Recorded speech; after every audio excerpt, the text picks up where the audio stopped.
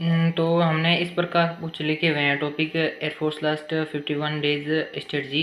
तो लास्ट अब हमारा देख लेते हैं कि एग्ज़ाम कब है। एग्ज़ाम हमारा 18 अक्टूबर से स्टार्ट है, तो कुल मिला के हमारे पास 51 दिन बचे हुए हैं, ठीक है, 51 डेज। तो लास्ट में भाई ये पूरा टाइम अपना ना जो पढ़ाई पे इन्वेस्ट करो, बाद में पछताना पड़ जाएगा मेरी तरह। और कितना स्कोर आपको करना चाहिए मैं बताऊंगा कि इंग्लिश में 16 से 15 नंबर आपको लाने पड़ेंगे, और एक्स ग्रुप में भी वही है 16 से 15 नंबर, और रागा में आपको 22 से 23 नंबर ले जाने पड़ेंगे। रागा में इंपॉर्टेंट हो गया ये 22 से 23 नंबर, और आपको एक्स ग्रुप में 25 नंबर करने पड़ेंगे। टोटल 42 नंबर इनफ है भाई, बढ़िया स्कोर है, क्योंकि 4 नंबर का आपको नॉर्मलाइजेशन मिल जाएगा, और इसमें भी 42 नंबर बढ़िया है, ठीक है। तो अब हम इंग्लिश की बात कर लेते हैं। इंग्लिश में भाई आपको ऐसा करना है कि जैसे इंग्लिश में सबसे पहले वोकेब के 4 क्वेश्चन आते हैं भाई, हम सबको पता है 4 क्वेश्चन आते हैं, सिनोनिम, एंटोनिम और वन वर्ड और इडियम एंड फ्रेजेज। एक स्पेलिंग एरर का आता है, या एक ये आएगा या इन दोनों में से एक आएगा। तो ये आपको डेली करना है, मतलब कि डेली के डेली, जैसे 10 सिनोनिम कर लिए, एंटोनिम कर लिए, ये डेली करना पड़ेगा आपको। और ऐसा नहीं कि आप पूरा हार्ड हार्ड पढ़ रहे हो, हार्ड नहीं पढ़ा आपको, मतलब कि ये जो अपने दैनिक दिनचर्या में होते हैं ना, ऐसे ही पढ़ने, जैसे कि हैप्पी का हो गया, ऐसे ऐसे क्वेश्चन पढ़ने हैं, ज़्यादा डीप नहीं पढ़ना। जैसे कि एक मेरा स्पेलिंग एरर आया था प्रिंसिपल का, जैसे ये हमारा जुड़ा हुआ है हमसे वर्ड, ऐसे ही जुड़े हुए वर्ड पढ़ने हैं, ठीक है। और पैसेज और पिक्योरस ये बड़ा इंपॉर्टेंट है, क्योंकि यहाँ से 5 नंबर हमारे होते हैं। पैसेज के 2 क्वेश्चन, पैसेज के 4 क्वेश्चन आएंगे, और पिक्योरस के 1 क्वेश्चन। पिक्योरस को आपको 50 क्वेश्चन लगा देने हैं। 50 क्वेश्चन लगाने के बाद आप एयरफोर्स का एग्जाम में पिक्योरस सही करके आओगे, ये गारंटी है। 50 क्वेश्चन बढ़िया लगाने, ठीक है। और 2 पैसेज डेली किया करो। वहाँ पे पैसेज के लिए क्या है कि टाइमिंग की बड़ी दिक्कत रहती है, पैसेज 2 पैसेज डेली लगाया करो, ठीक है। फिर ग्रामर में मैं बता दूँ कि एक नरेशन से क्वेश्चन फिक्स आएगा, फिक्स है ये तो। 4 दिन में आप ये टॉपिक कंप्लीट करो, 4 क्लासें लेके, फिर 100 क्वेश्चन प्रैक्टिस पे लगा दो, आपका ये एक क्वेश्चन पक्का हो गया। और फिर एक वॉइस का आएगा, ये भी 4 दिन में 100 क्वेश्चन लगा दो। और एक आर्टिकल का क्वेश्चन आता ही है भाई, जैसे मेरे पिछली बार आया था, गंगा के आगे क्या लगा, जैसे गंगा है, गंगा के आगे क्या लगता है, गंगा के आगे लगता है द, ऐसा ही क्वेश्चन आता है। इसके भी 100 क्वेश्चन लगा दो। प्रीपोजिशन का फिक्स प्रीपोजिशन आना, ये इंपॉर्टेंट है, ये बड़ा इंपॉर्टेंट है, ठीक है। एक क्वेश्चन इसका फिक्स आता है। और पार्ट्स ऑफ स्पीच, मतलब कि ये आपको पहचानना है कि जैसे कोई वर्ड दे दिया, आपको दे दिया कि गुड, गुड क्या है, ये इसका पार्ट्स ऑफ स्पीच पहचानो, जैसे कि ये प्रीपोजिशन है कि वर्ब है कि नाउन है कि प्रोनाउन है कि एडजेक्टिव है, एडवर्ब है, ऐसे आपको ये क्वेश्चन एक आता है, ये भी इंपॉर्टेंट है, ठीक है। और टेंस, कंजक्शन और वर्ब, नाउन और प्रोनाउन, इस पे आपको ज़्यादा टाइम नहीं देना है, थोड़ा थोड़ा टाइम देना है। और 4 क्वेश्चन इनके आते हैं, तो इनको आप ज़्यादा दे सकते हैं टाइम, ये गलत नहीं होना चाहिए बस। और ये पैसेज डेली का डेली कर लेना है। उसके बाद में स्पोर्टिंग एरर, स्पोर्टिंग एरर के 2 क्वेश्चन आएंगे, वो आएंगे इनमें से ग्रामर में से ही आएंगे, ठीक है।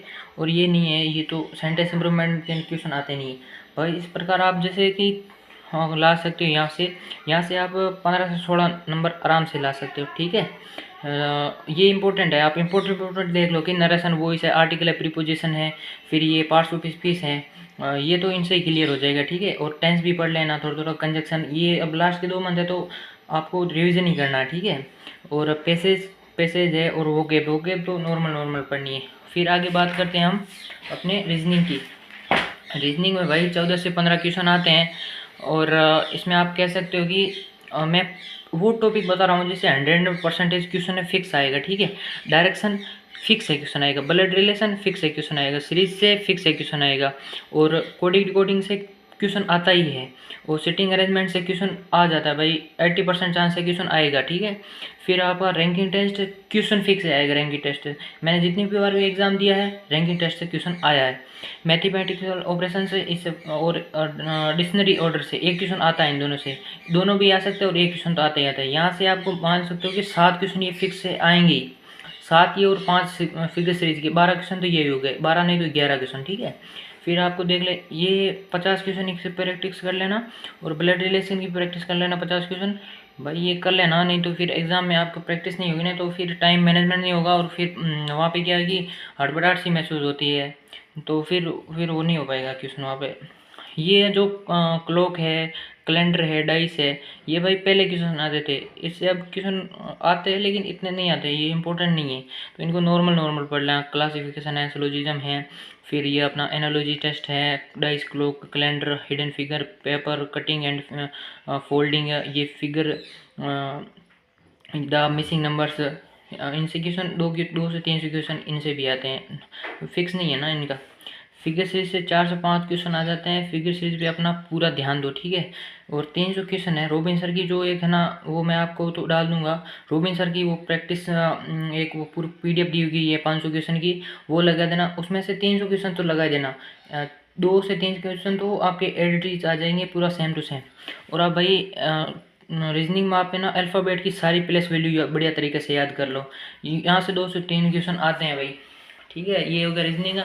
और रीजनिंग में भाई 12 से 13 क्वेश्चन अटेंड करना है, और रीजनिंग का एक क्वेश्चन ऐसा आएगा जो हमने कभी सोल्व नहीं किया, थोड़ा वो हार्ड टाइप से आएगा, ठीक है। उस पर ज़्यादा टाइम वेस्ट मत करना, और टाइम का पूरा ध्यान रखना एग्जाम में। मैथ्स में 7 क्वेश्चन आते हैं, और 7 में से मैं इंपॉर्टेंट टॉपिक बता दूँ, परसेंटेज से क्वेश्चन आएगा फिक्स है, प्रॉफिट लॉस से आएगा, एवरेज से आ सकता है 80% चांसेज, एचसीएफ एलसीएम से एक क्वेश्चन फिक्स से आएगा, ध्यान रखना, मेंसुरेशन से एक क्वेश्चन फिक्स आएगा, ट्रिग्नोमेट्री का मैंने 2 से 3 बार मेरे एग्जाम में आ चुके हैं, ठीक है। और प्रोबेबिलिटी का क्वेश्चन एक आएगा।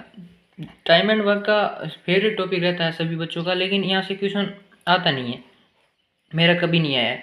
मिक्सर एंड एलिगेशन से क्वेश्चन नहीं आता, एजेस से क्वेश्चन नहीं आया अभी तक, पार्टनरशिप से आ जाता है, नहीं भी आता है, यहाँ से 1 से 2 क्वेश्चन आते हैं, ठीक है। सिंप्लीफिकेशन थोड़ा इंपॉर्टेंट है, यहाँ से देख लेना, यू आ जाते हैं क्वेश्चन, नंबर सिस्टम से देख लेना।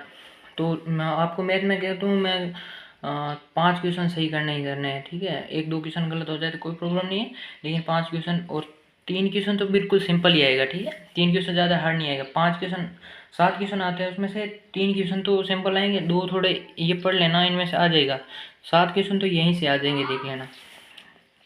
जीके एंड जीएस की बात करूँ तो आपको बेसिक ज्ञान होना चाहिए, जैसे कि आपको पूछ लिया कि चीन की राजधानी क्या है, फिर रूस की राजधानी क्या है। मेरे एक क्वेश्चन आ गया था, जैसे यूक्रेन और रूस की वार से संबंधित था, उसमें आ गया था कि एक व्लादिमीर पुतिन कहाँ का राष्ट्रपति है, ये आ गया था।